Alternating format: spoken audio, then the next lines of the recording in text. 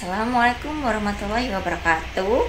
Nama saya Syarisa, saya mahasiswi Prodi PG PAUD UNP Kediri. Di sini saya akan membawa materi tentang mendongeng untuk memenuhi tugas akhir mata kuliah Strategi Pembelajaran Anak Usia Dini yang dibimbing oleh Bu Ani Lestari Ningrum.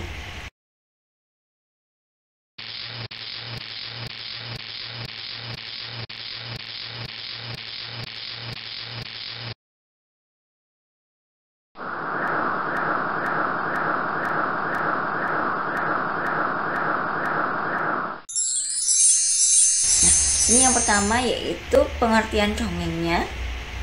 Apa sih dongeng itu?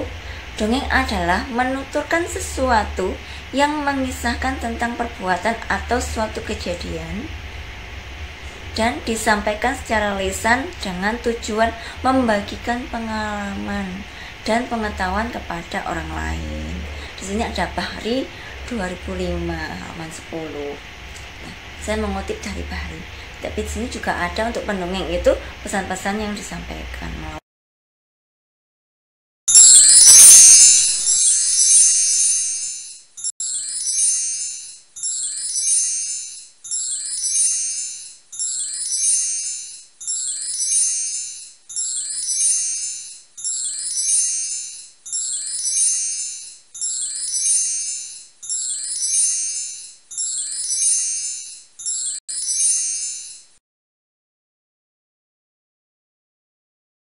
Dongeng tersebut.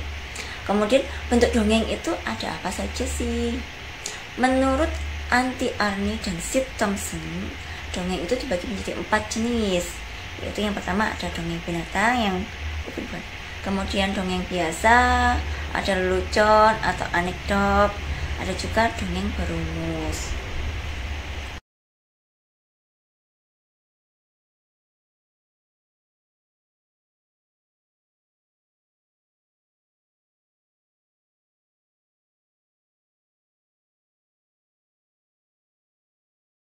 Kemudian di sini ada nilai-nilai moralnya.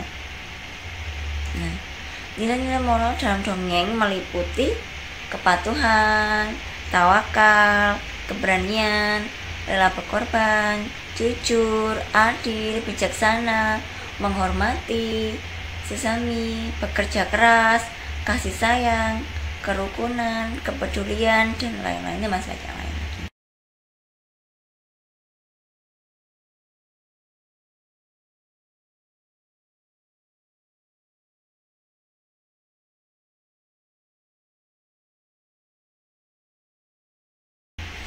Untuk slide selanjutnya yaitu manfaat mendongeng. Apa sih manfaat mendongeng untuk anak-anak?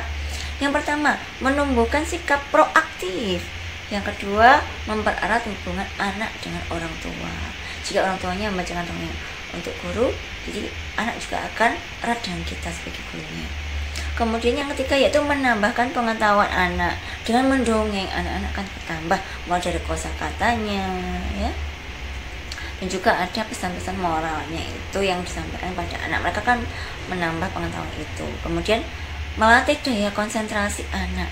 Dengan mendongeng anak akan melatih daya konsentrasinya, yaitu mendengarkan kita dan mencermati apa sih yang kita sampaikan, apa sih yang kita ceritakan, seperti itu. Kemudian menambah perbendaharaan kata anak, yaitu perbendaharaan kata anak itu akan bertambah. Jadi jangan mendongeng, anak akan menyimpan di memorinya kata-kata setiap harinya akan bertambah. Selanjutnya yaitu pemahaman bermakna. Untuk mengetahui sejarah kemerdekaan bangsa Indonesia, untuk mengetahui nama-nama pahlawan yang memperjuangkan kemerdekaan, dan yang terakhir untuk mengetahui jenis-jenis perlombaan saat merayakan hari kemerdekaan. Oke, selanjutnya kita ada pertanyaan memantik. Bagaimanakah sejarah kemerdekaan bahasa Indonesia? Siapa nama pahlawan yang memperjuangkan kemerdekaan bangsa Indonesia? Dan kapan bangsa Indonesia merayakan hari kemerdekaannya? Itu pertanyaan memantik nanti digunakan di belakang. Kemudian di sini baru kita menyusun yang namanya perencanaan pembelajaran.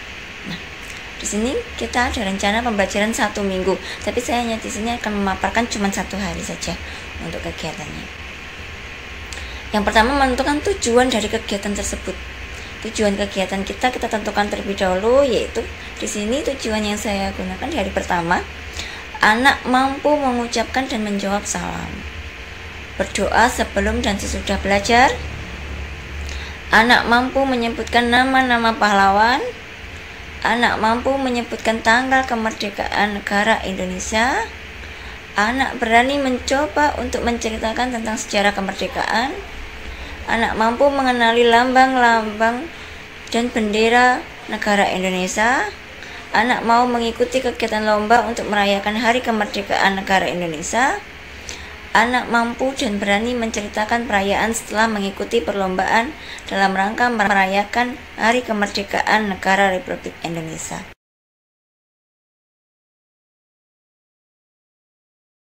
Kemudian yaitu cara mendongeng. Nah, kita tunjukkan gambar seperti ini pada anak-anak agar anak-anak imajinasi dapat, ini gambar apa ya? Jadi Bu Guru akan membawakan dongeng tentang Pinocchio. Siapa yang sudah tahu tentang Pinocchio? Kita buka, wah, ada siapa saja ini? Nah, ini Geppetto, ayahnya. Nah, ini Pinocchio. Geppetto adalah seorang pemahat. Dia menciptakan boneka-boneka, ya. Suatu hari dia menciptakan boneka yang berbentuk manusia, ya. Nah, ini dia. Akhirnya bonekanya jadi setelah semalaman Geppetto membuat, ya. Sini bonekanya. Nah, karena dia senang, akhirnya boneka ini berbentuk manusia. Geppetto tinggal sendiri, sayang. Jadi ini nama bonekanya diberi nama Pinocchio dan diajak tidur. Kemudian di malam hari, wah, ada peri yang cantik sekali datang, ya. Karena Geppetto adalah orang yang baik, dia membuat anak-anak bahagia dengan boneka-bonekanya. Jadi peri ini memberikan sebuah hadiah kepada kakek, ya, kakek Geppetto, yaitu boneka Pinocchio dijadikan manusia. Wah, yuk bersama-sama. Jadi ajak anak-anak untuk bersama-sama, yuk kita bunyikan bim sabim pim pimpo, gitu. Nah, akhirnya Pinocchio jadi manusia. Wah, ya, dia bisa berjalan dikit. Akhirnya kemudian keesokan harinya kakek Geppetto senang sekali karena boneka Pinocchio itu bisa berbicara, bisa berdiri, dia hidup seperti manusia. Akhirnya kakek Geppetto memberikan uang kepada Pinocchio untuk bersekolah, memberi seragam ke kota, dan Pinocchio ke kota. Tapi sayangnya sampai di kota, Pinocchio bertemu siapa ini? Paman sirkus. Karena tahu Pinocchio bawa uang, jadi paman sirkus, kamu nggak usah pergi ke sekolah, lihat sirkus aja, jadi uangnya buat beli tiket, ya. Tapi Pinocchio ingat pesan ayahnya, jadi dia tidak jadi beli tiket karena dia harus pergi ke sekolah. Tetapi di tengah jalan dihadang sama ini. Siapa ini? Siapa yang tahu? Ini hewan apa? Iya, serigala, dan ini kucing. Akhirnya Pinocchio karena belum pernah ke dunia luar dan tidak punya teman, dia percaya sama serigala dan juga kucing. Akhirnya masuklah ke kubangan. Wah, ini hidungnya kenapa? Ini hidungnya panjang sekali. Karena apa? Dia telah berbohong sama ayahnya, ya. Oh, niatnya kan tadi kan disuruh untuk ke sekolah, tapi malah mampir ke sirkus, main sama serigala dan juga kucing. Akhirnya dia masuk ke lubang tanah. Dan peri juga mengatakan kalau dia bohong maka hidungnya akan panjang. Nah, ini ya. Kemudian diajak teman-temannya juga. Wah, kalau akhirnya dia ingat pesan ayahnya, ya. Nah, di sini dia kembali lagi ke rumahnya dan dia tahu banyak orang yang membicarakan ayahnya sudah hilang karena mencari Pinocchio. Setelah berhari-hari Pinocchio nggak pulang, ya. Nah, akhirnya Pinocchio ke arah sungai untuk mencari ayahnya. Nah, di sini ayahnya ternyata sudah dimakan sama ikan paus, dan Pinocchio pun juga masuk ke dalam perutnya ikan paus. Akhirnya bertemu ayahnya di sana. Kemudian Pinocchio tahu caranya bagaimana keluar dari ikan paus, ya. Akhirnya keduanya keluar tamat. Nah, di sini anak-anak, jadi kalau misalnya pulang sekolah jangan main ya, gitu, jangan main kemana-mana, langsung kalau bunda belum menjemput itu tetap menunggu di sekolah ya. Kalau bunda sudah menjemput langsung pulang. Oke, di sini yang moralnya apa yang dilakukan Pinocchio jika hidungnya panjang? Kita bisa tanyakan seperti itu kepada anak-anak. Jadi anak-anak akan tahu jawabannya. Karena Pinocchio tadi kenapa hidungnya panjang? Berbohong. Jadi kalau kita ayo seperti itu.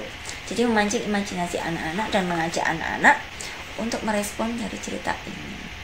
Oke, sekian dari saya, Osi Harisa. Sampai jumpa di tema-tema berikutnya. Wassalamualaikum warahmatullahi wabarakatuh.